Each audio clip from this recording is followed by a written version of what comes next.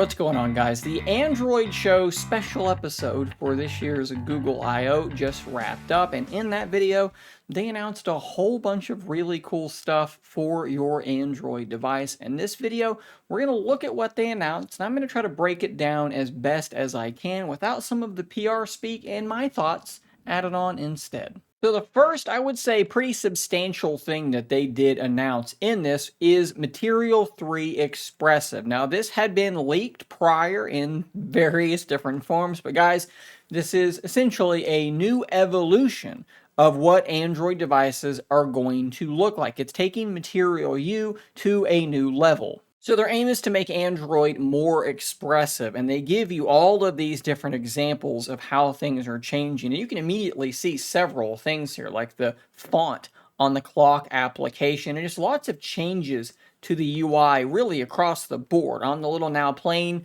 widget, very, very small change, but it's something, right? That little play pause button did change a little bit. They also do show several instances of this running on a smartwatch, a Wear OS watch, because this is coming not only with Android 16 to your phone, but also with Wear OS 6 to various different watches. Here's a look at your notifications and quick settings, which we actually did cover in some prior leaks. This does look very different from how it currently looks on stock Android or Pixel devices. The brightness slider also looking very, very different. Well, not very different, but definitely different. You have this little line now in the middle, and then the quick settings themselves. You have some that are big and some that are small, and you're going to see here in a little bit, these are actually customizable in a much more granular way. I alluded to some of the font changes earlier, and you can see that called out here. This is a very different look for Android. We've been using this sort of Roboto font for a long time, and that looks like, to some degree, it might be going away. Your battery icon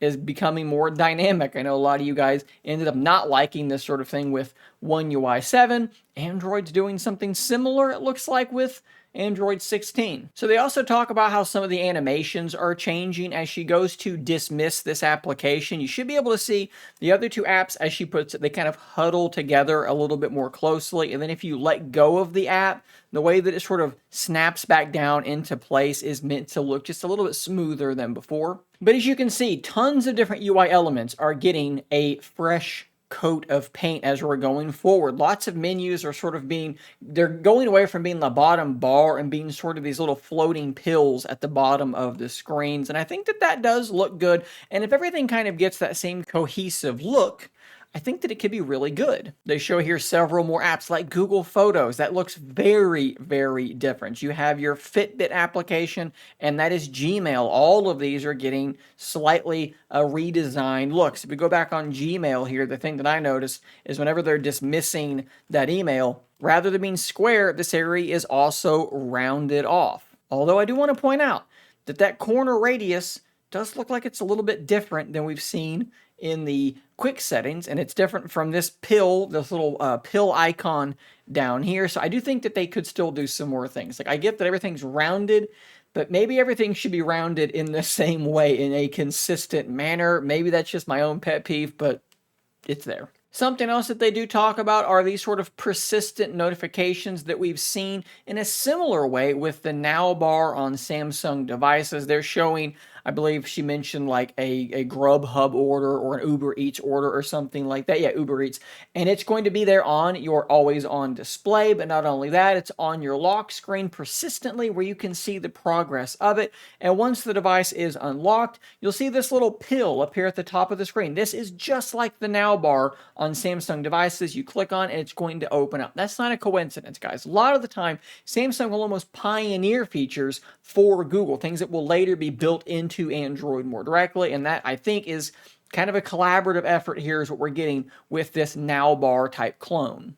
Although, obviously, you're not getting the little bubble at the bottom of the screen, but this bit, that's straight up Now bar. So here we get a look at that more customizable quick settings like I talked about. Clicking on the pin, and you can see all of these different things. So one thing that I immediately want to point out is you have minus buttons on each of the quick settings. You're not long pressing and dragging things off and back on. You can click the minus, you can click the plus. That is going to be a lot easier to use. Not only can you move things around, if you look, there's a little handle there which can allow you to expand these icons out larger or smaller. So this is not just a set thing. You can tap an app and then change the size of it. So you can have this arranged almost like live tiles in a weird way from what I can tell. Quick note, I know that it's not live like live tiles. I'm just meaning that some can be big and some can be small and they can sort of be arranged in a grid. But like I said, this stuff is also coming to Wear OS 6, where a lot of that styling and stuff is coming over. Notice how that when you're scrolling through a list of icons now, they're shrinking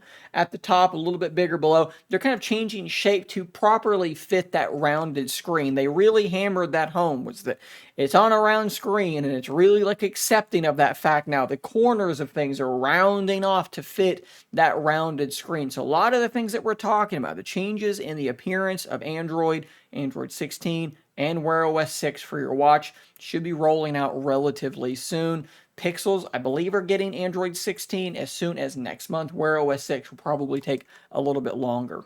So after that, they spent a pretty good long time just talking about Gemini, how great it is, what it's useful for. He's using Gemini Live to read an email, and it's answering questions about his email. And then he's pointing it at the, makeup things on the table next to him, and it's explaining to him how to put on the makeup and things like that. You guys know what Gemini is. You know what Gemini Live is for most of us. I think this segment, I should say, was kind of a waste of time, so we're going to skip it. So in this segment, they do announce that Gemini is coming to lots of other devices like your Wear OS smartwatch. She gives an example here of telling her watch to remember that she's using Locker 43 today, and it will ostensibly do that for her. I think even more impressively, though, she was able to ask her watch, where's the restaurant Emily emailed about for tonight? It connects with Google Workspace and pulls that information out from her Gmail account. These are typical Gemini tasks, but they're occurring on a smartwatch. Again, don't need to dig too deeply into this. They also do talk about Gemini coming to Android Auto or cars with Google built in, and this is pretty cool. It's actually summarizing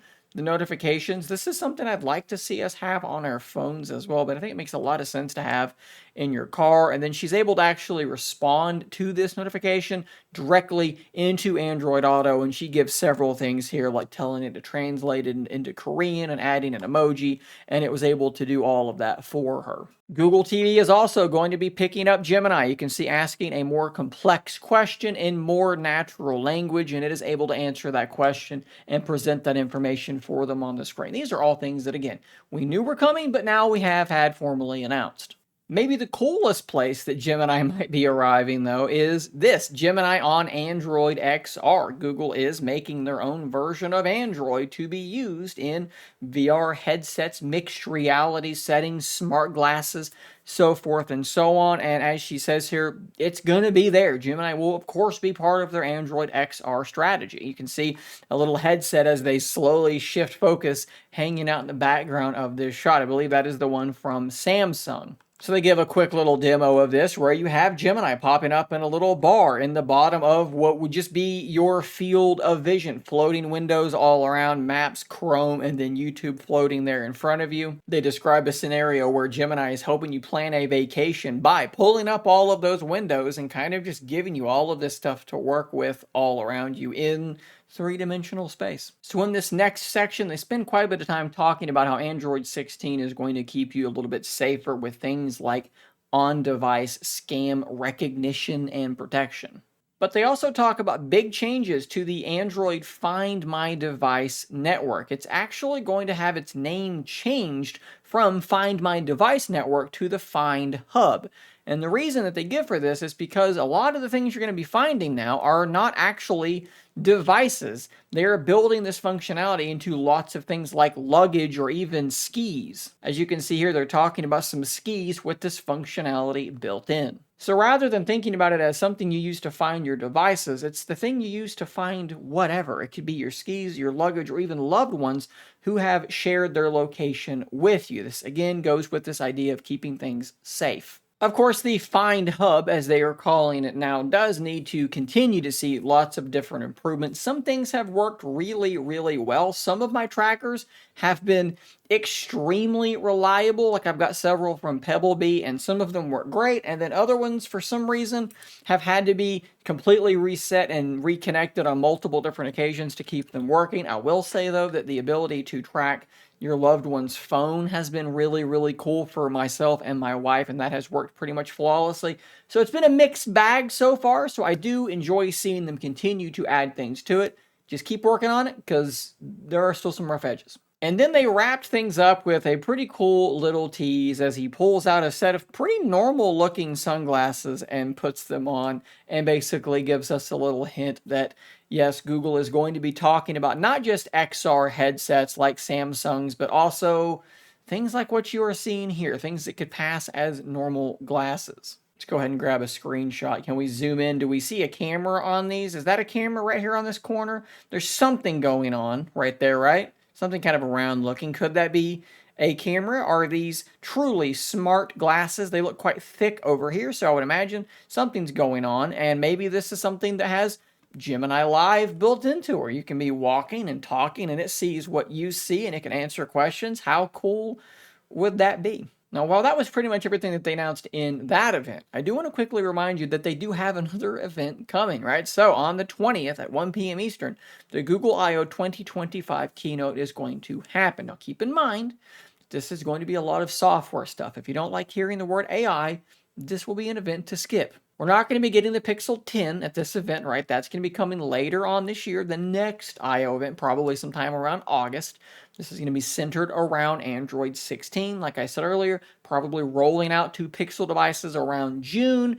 Other OEMs after that. So keep those expectations in mind. If you tune in and you get mad that it's just a bunch of developer software talk, that's the point of the show. Stay tuned to the fall for the hardware show, where they're going to show off the new Fold phone and all that other stuff. But guys, like I said, that's pretty much everything big that I pulled out from that event. Hopefully this gets you caught up and focused on the things that might be a little bit more interesting than just quickly flashing things in front of you and then using a bunch of PR speak. Thanks for watching. Subscribe for more content like this, and until next time, stay nerdy, my friends.